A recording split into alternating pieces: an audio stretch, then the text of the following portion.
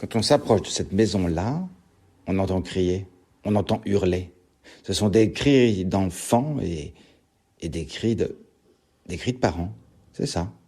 Tiens, quand on s'approche, si on regarde à la fenêtre, on voit des enfants qui se battent, des enfants qui se chamaillent, des enfants qui sautent partout, qui grimpent de tous les côtés.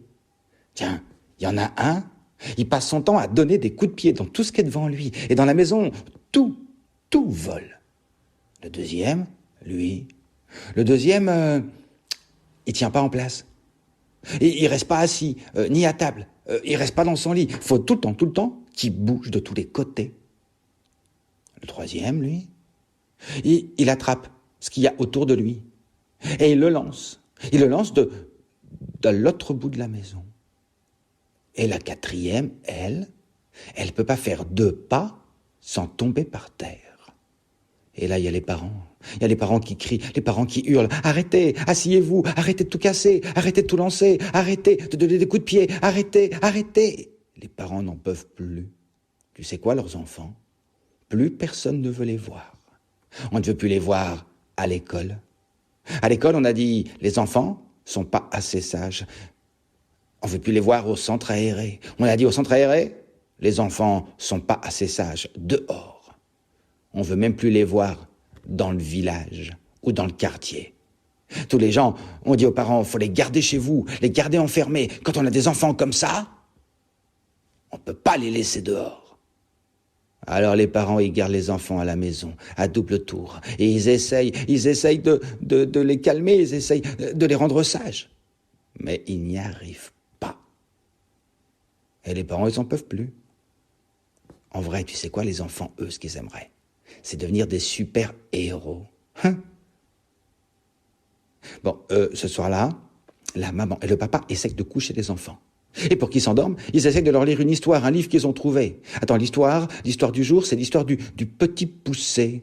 L'histoire du petit poucet, un père, une mère qui décident d'aller perdre leurs enfants dans la forêt parce qu'il n'y a pas assez à manger.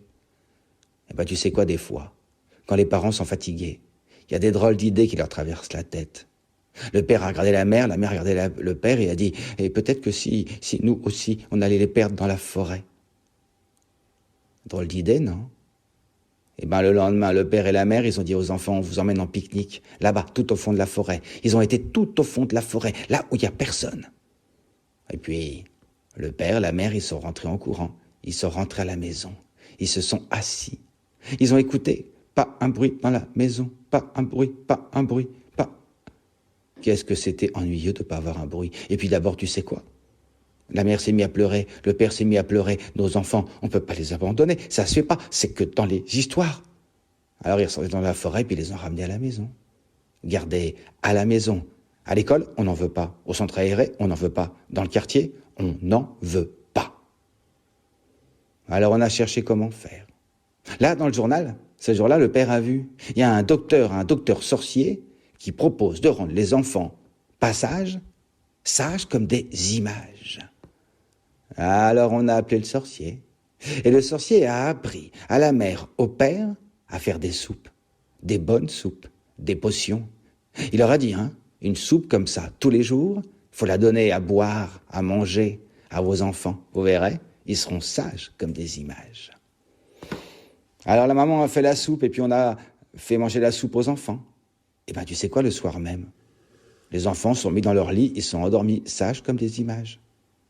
Les enfants, ils ont arrêté de shooter dans tout, de lancer tout, de tomber à terre et de bouger dans tous les sens. Alors on les a renvoyés à l'école. À l'école, ils étaient assis derrière leur table, le nez en l'air. On a dit aux parents, dis donc vos enfants, ils sont sages. Peut-être un petit peu trop sages? Non. Même dans la cour d'école, ils ne jouent plus. Au centre aéré, on a repris les enfants, on a dit, dis donc, ils sont sages vos enfants? Peut-être un petit peu trop sages? Ils jouent pas. Ils chantent pas, ils courent pas. Et même à la maison, les enfants rentraient à la maison, s'asseyaient sur une chaise et attendaient le soir d'aller se coucher. Et ben les parents, quand ils ont vu ça, ils ont commencé à avoir le cœur qui se fondait, le cœur qui se tordait. C'est pas ça être un enfant. Un enfant, c'est jouer, non? Un enfant, c'est courir. Un enfant, c'est pas fait pour rester assis, là, sur une chaise. Alors la maman et le papa ont arrêté de donner la soupe potion, la soupe qui rend sage. Et les enfants, ils ont recommencé à courir, à sauter, à tomber, à bouger. On n'en veut pas à l'école, on n'en veut pas au centre aéré. On ne veut pas les voir dans le village ou dans le quartier. Mais les parents ont décidé d'ouvrir la porte tout grand. Et ont dit aux enfants, allez mes enfants, allez, trouvez-vous quelque chose à faire. Nous, on n'en peut plus, faut qu'on respire. Et les enfants sont partis à l'aventure. Arrivé le soir, quand la nuit est tombée, les enfants ne sont pas rentrés. Alors on s'est mis à la recherche. Et puis, là, on est passé près du terrain de foot. On a entendu crier, hurler, taper des mains. C'était un des enfants qui était là. Ouais, tu sais, celui qui donne des coups de pied tout le temps, celui qui dribble, celui qui shoot. Il était là avec le ballon et tout le monde l'applaudissait. On n'avait jamais vu quelqu'un jouer au ballon comme ça. Même que c'est devenu le meilleur joueur qu'on ait jamais connu. Un héros pour tous les gens du quartier, du village et bientôt du pays tout entier. Tiens, de l'autre côté, un peu plus loin là, on a trouvé celle qui bouge tout le temps. On a entendu applaudir, on a entendu crier, on a entendu de la musique à fond les gamelles. Elle était là, en train de danser au son de la musique et tout le monde l'a applaudi. On n'avait jamais vu quelqu'un danser comme ça. Bravo, encore. Tu sais quoi, c'est devenu une héroïne.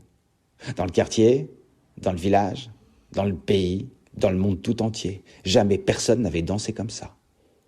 Puis un peu plus loin encore, on a trouvé. Tu sais, celui qui passait son temps à tout attraper puis à tout jeter de l'autre côté. Il était là sur un terrain de basket. On l'a applaudi, on a crié son nom. C'est devenu un héros dans le quartier, dans le village, dans le pays tout entier, dans le monde tout entier. Joueur de basket, c'est ce qu'il est devenu. Et puis, la quatrième, celle qui tombe tout le temps, elle est où? On a mis longtemps à la retrouver. Elle était là dans un gymnase sur des tatamis, des tapis.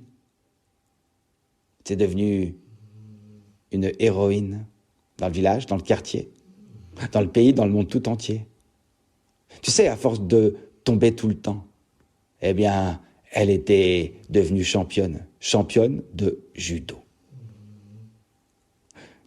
Eh bien, ces parents, ils ont appris quelque chose. Ils ont appris, tu sais, que tes enfants, quand ils sont pas sages, eh bien, peut-être qu'il faut trouver leurs petites choses à eux, ce qui peut leur plaire, ce qui peut leur correspondre.